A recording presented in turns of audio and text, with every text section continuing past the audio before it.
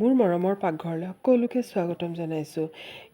এতিয়া আনাৰস পাইছোঁ আৰু এই সময়ত ভাবিলোঁ যে অলপ মই ল'ৰা ছোৱালীৰ কাৰণে জেম বনাওঁ আৰু সেইবাবে আপোনালোকৰ লগতো মই শ্বেয়াৰ কৰিছোঁ। আৰু যিহেতু আনাৰস আমাৰ স্বাস্থ্যৰ বাবে ইমান ভাল, হজম শক্তি বঢ়ায়, বহুত ধৰণৰ ভিটামিন থাকে আৰু বেছি ইয়াত ভিটামিন চি থাকে। আৰু মই এইদৰে হেৰি কৰি আৰু সৰু সৰুকৈ মই কাটি লৈছোঁ। কাটি এতিয়া মই গ্ৰাইণ্ডাৰ জাৰ এটাত ভালকৈ মই মিহিকৈ পেষ্ট বনাই লৈছোঁ। আৰু অলপ মই পানী মিলালোঁ, দেখাবলৈ পাহৰি গ'লোঁ। মই পেষ্ট বনাওঁতে অলপ মই পানী ব্যৱহাৰ কৰিছিলোঁ। এতিয়া মই চাকনিৰে এইখিনি চাকি ল'ম। আৰু এইটো ইমান সহজ হয় ৰেচিপিটো, আৰু বনাই বহুত দিনলৈকে এইটো সংৰক্ষণ কৰি ৰাখিব পাৰি। আৰু এতিয়া এইধৰণে লৰাই চাকনিৰে চাকি ল'ম। আৰু বেছি পানী নিদিওঁ, কাৰণ বেছি পানী দিলে গেছত যেতিয়া আমি বহাম বহুত দেৰি লাগিব। সেইকাৰণে কম পানী দি পেলাই এই ধৰণে, আৰু এই জাবৰখিনি মই পেলাই দিম। আৰু বাকীখিনি গোটেইখিনি মই এই ধৰণে চপ কৰি লৈলোঁ।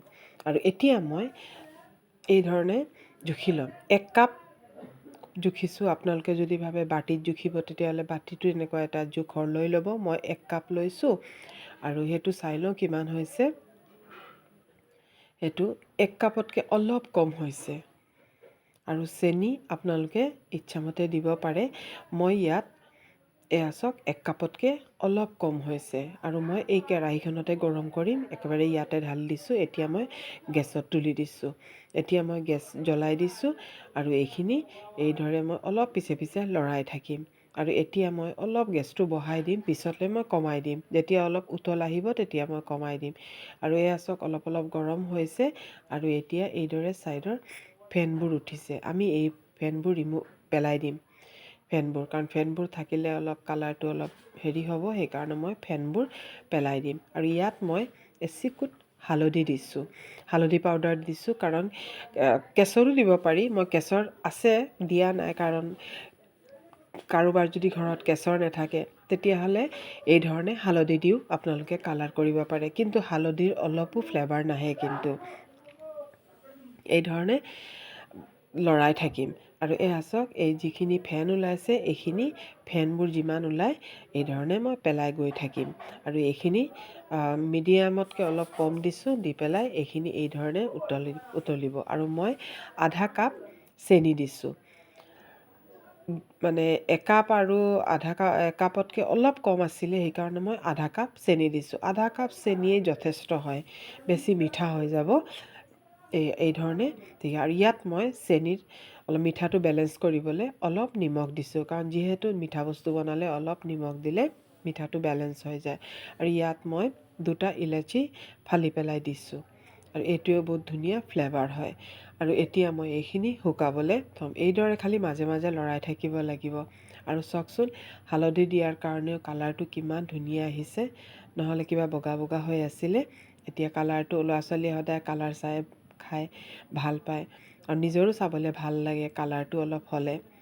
আৰু যদি কেশৰ থাকে আপোনালোকে কেশৰো দিব পাৰে। কেশৰ দিলেও কালাৰ ধুনীয়া হয়। আৰু মই ইয়াত ফুড কালাৰ, প্ৰিজাৰভেটিভ একো ব্যৱহাৰ কৰা নাই, কিন্তু বহুত দিনলৈকে মই এইটো ৰাখিব পাৰিম। আৰু চাওক কিমানখিনি শুকাই গৈছে। বহুতখিনি ইয়াত শুকাই গ'লগৈ। এতিয়ালৈকে এই ধৰণে আৰু ছাইডবোৰ এৰাই গৈ থাকিব। মোৰ যদি ভিডিঅ'বোৰ ভাল লাগে তেতিয়াহ'লে প্লিজ লাইক কৰিব আৰু ছাবস্ক্ৰাইব কৰি দিব। আৰু চাওক, এইখিনি ডাঠ হ'বলৈ ধৰিছে। আমি বেছি ডাঠ নকৰোঁ, কাৰণ ঠাণ্ডা হ'লে এনেই নিজে ডাঠ হৈ যাবগৈ। আৰু এইদৰে আমি চেক কৰি চাম। এখন প্লেটত এইদৰে চাওক, খুব লাহে লাহে গৈ আছে। সেই সময়ত মই গেছটো বন্ধ কৰি দিম। এই সময়ত গেছটো বন্ধ কৰি দিলোঁ। এতিয়া মই ঠাণ্ডা হ'বলৈ দিম।